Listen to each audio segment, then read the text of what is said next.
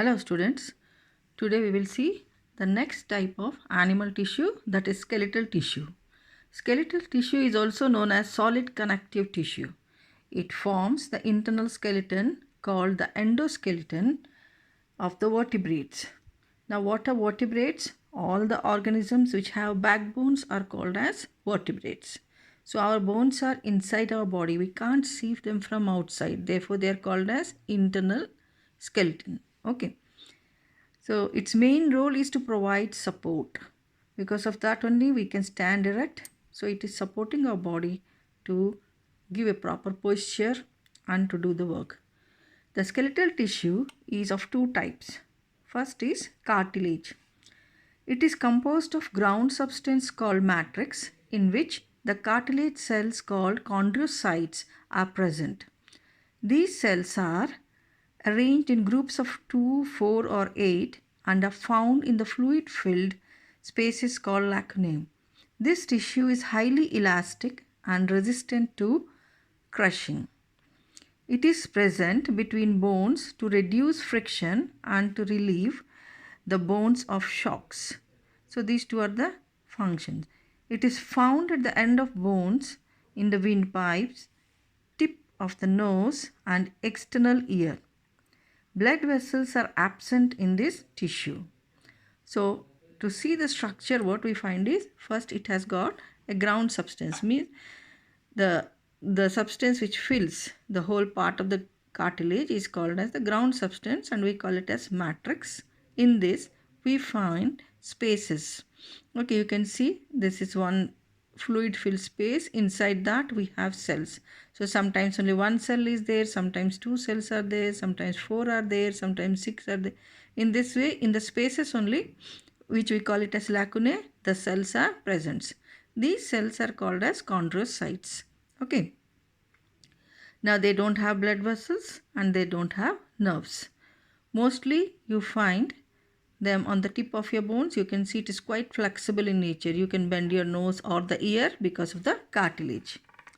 The second type of skeletal tissue is bone. In bones, the ground substance or matrix is very hard. It is made up of concentric layers around a central canal. The matrix is filled with cells called osteocytes and many inorganic salts such as calcium phosphate, calcium carbonate, magnesium phosphate and calcium fluoride. So these are the inorganic salts present in the matrix. These make the bone strong and hard. Bone cells are present in minute spaces called lacunae.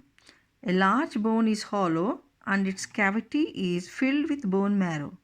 Red blood cells and white blood cells are formed in the bone marrow. So now if you see here, this is the bone. Now these are the spaces, or you can say central canals, what we call. Around this the matrix or the ground substance is laid in a circular manner. So this is called, all these circles one after the other, they have the one center but the radius is different, so they have different diameters. So these are called as concentric layers, like concentric circles.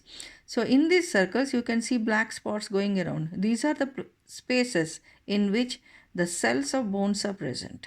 So the bone cells are called osteocytes. These spaces are called lacunae and they go around these canals. Okay, so we say they are, the matrix is in concentric circle.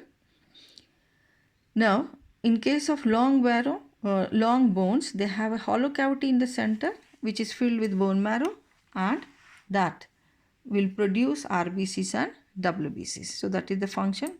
Now bone is hard and cartilage is soft. Bone is hard only because of different inorganic salts present in the bone. Okay. Now fluid connective tissue. Fluid connective tissue is of two types. First is blood, second is lymph. Now blood is composed of straw colored fluid called plasma. Straw colored means light yellow in color, and various cells are present. But we don't see it as light yellow color, but we see it as red because of the presence of RBCs. In this straw colored plasma we find three types of cells. One is called red blood corpuscles or RBCs, or they are also called as erythrocytes. Then second one is white blood cells or WBCs, or it is also called as leukocytes. Third type is blood platelets or thrombocytes. So we will see the function of these three. Now the blood plasma is composed of dissolved proteins, glucose, various electrolytes. Electrolytes means various ions of different salts, and the water. All these forms the blood plasma. So this is the matrix, because blood is also a connective tissue. In that, cells are present.